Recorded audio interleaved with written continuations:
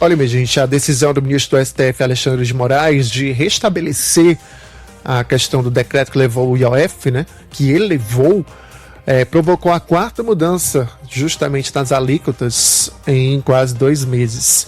Com isso, olha só, o câmbio, crédito, os empréstimos, né, que são realizados pelas pessoas, a previdência privada também voltam a alíquotas anteriores. A gente até já repercutiu esse assunto anteriormente aqui em uma outra ocasião, mas nós vamos entender como é que fica o cenário com essas novas mudanças a partir de agora com o Carlos Átila, presidente do Sindicato das Empresas de Serviços Contábeis do Ceará. Boa noite, Carlos Átila, seja bem-vindo aqui ao Verde Notícias, tudo bem? Boa noite, Alânio, tudo em paz. Prazer falar com você mais uma vez. Pois é, meu amigo. IOF, mais uma vez, um assunto que sempre está em discussão, sempre está em pauta. E aí, como é que fica a situação, hein, com essa nova decisão? Primeiro, gostaria que você explicasse pra gente sobre quais operações o IOF costuma incidir, né? Porque muita gente vê essa sigla no dia a dia, mas acaba que as pessoas não entendem com o que ela mexe diretamente no cotidiano. Perfeito, Alânio. O IOF, ele é o Imposto sobre Operações Financeiras.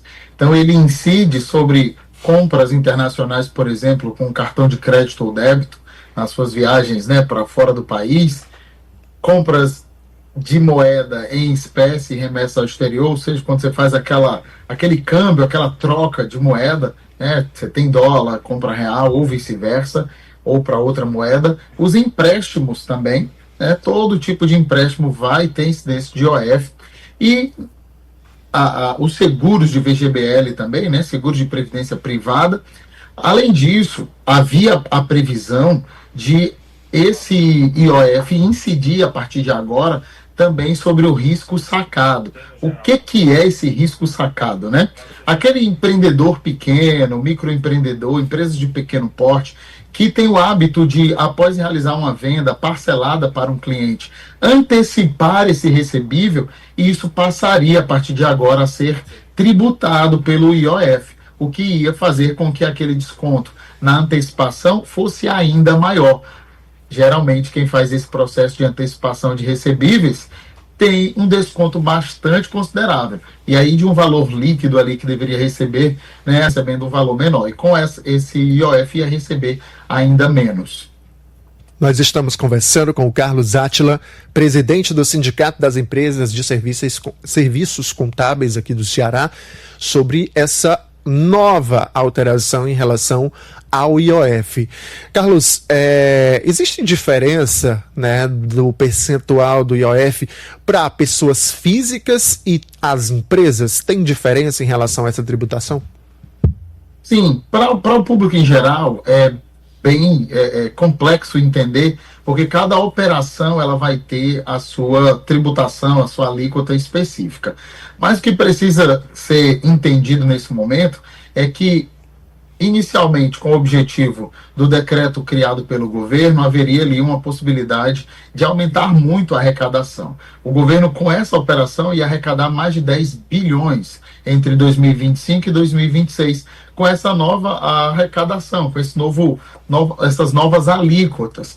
Porém, com a decisão aí do Congresso de vetar essa decisão, houve essa discussão, e o ministro Alexandre de Moraes acabou por tomar para si, decidindo, né, ali na esfera do STF, qual seria a real decisão constitucional disso. E aí ele excluiu esse risco sacado da possibilidade de tributar, que seriam essa antecipação de recebíveis. Isso foi uma vitória, sim, para o segmento econômico, porque teve uma redução significativa de uma arrecadação que seria por volta aí de 10 bilhões ou mais, para esses 2 anos, como eu citei, para uma redução aí de 500 a 1 bilhão para esses 2 anos. Então essa redução foi bem importante para o mercado econômico, porém, as tarifas desse IOF que restaram para as operações financeiras, câmbios, previdência privada, compras internacionais de cartão de crédito, elas ainda assim vão dobrar.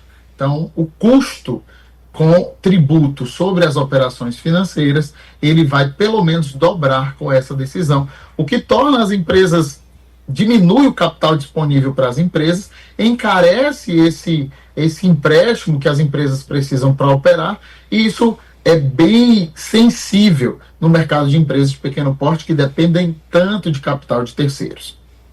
Tá, então, as informações trazidas pelo Carlos Átila, presidente do Sindicato das Empresas de Serviços Contábeis aqui do nosso estado do Ceará, sobre essas alterações, né, em relação à tributação do IOF, que eu repito, uma nova decisão, né, do ministro do STF, Alexandre de Moraes, trouxe o estado anterior, né? Foi praticamente um restart aí em relação ao que já vinha acontecendo nas últimas semanas.